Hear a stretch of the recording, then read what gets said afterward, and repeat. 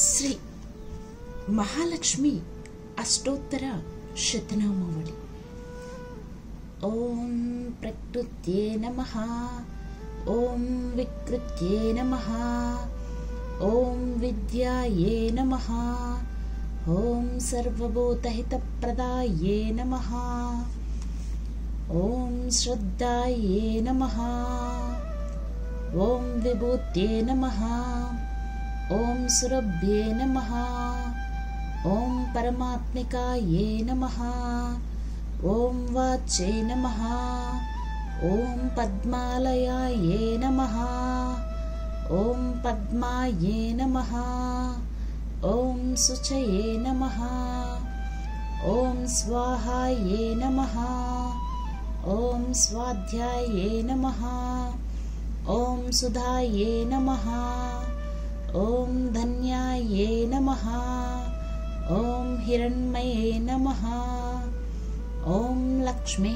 నమః, ఓం నిత్యపుష్టాయే నమః, ఓం విభవతే నమః, ఓం ఆదిత్యే నమః, ఓం దీప్త్యే నమః, ఓం దీప్తాయే నమః, ఓం వసుదాయే నమః, ఓం వసుధారిణ్యే నమః, ఓం కమలాయే నమః, ఓం కాంతాయే నమః, ఓం కామాక్ష్యే నమః, ఓం క్రోధసంభవాయే నమః, ఓం అనుగ్రహపదాయే నమః, ఓం బుద్ధాయే నమః, ఓం హరివల్లభాయే నమః, ఓం అశోకాయే నమః, ఓం అమృతాయే నమః, ఓం దీప్తాయే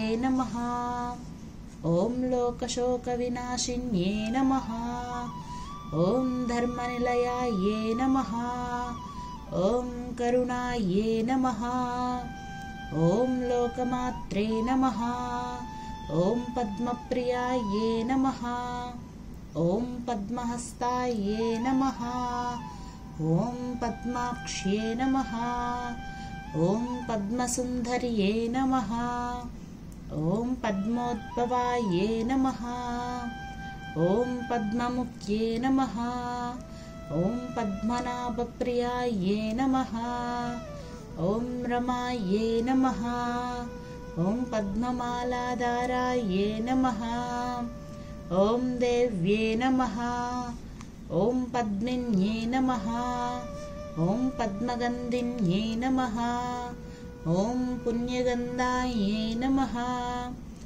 ఓం సుప్రసన్నాయే నమః, ఓం ప్రసాదిముఖ్యే నమః, ఓం ప్రభాయే నమః, ఓం చంద్రవదనాయే నమః, ఓం చంద్రాయే నమః, ఓం చంద్రసహోదర్యే నమః, ఓం చతుర్భుజాయే నమః, ఓం చంద్రరూపాయే నమః, ఓం ఇందిరాయే నమః, ఓం ఇందుశితలాయే నమః, ఓం ఆహ్లాదజనన్యే నమః, ఓం పుష్ట్యే నమః, ఓం శివాయే నమః, ఓం శివకత్యే నమః, ఓం సత్యే నమః, ఓం విమలాయే నమః, ఓం విశ్వజనన్యే నమః, ఓం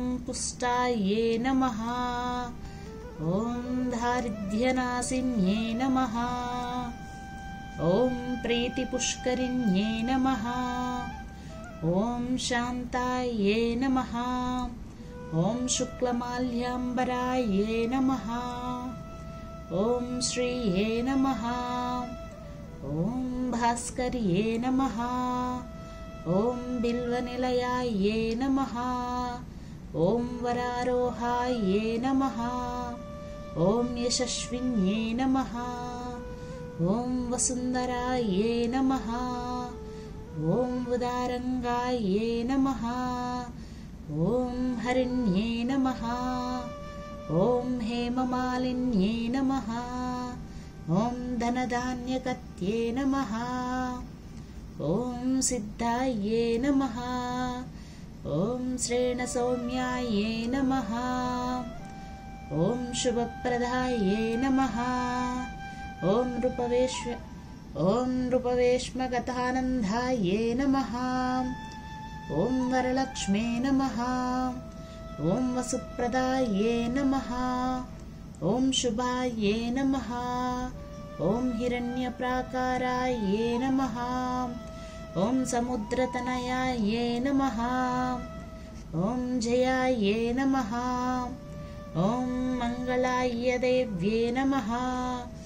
ॐ विष्णुवक्षस्थलस्थितायै नमः। ॐ विष्णुपत्न्यै नमः। ॐ प्रसन्नाक्ष्ये नमः। ॐ नारायणसमश्रितायै नमः। ॐ दारिद्र्यध्वंसिन्यै नमः। ॐ देव्ये नमः। ॐ सर्वोपद्रवहारिण्यै नमः। ॐ सर्वोपद्रववारिण्यै नमः। ॐ नवदुर्गायै नमः। ॐ महाकाल्यै नमः। ॐ ब्रह्मविष्णुशिवात्मिकायै नमः। ॐ त्रिकालज्ञानसम्पन्नायै नमः। ॐ भुवनेश्वर्यै नमः। इति श्रीलक्ष्मी अष्टोत्तरशतनामावली सम्पूर्णम्।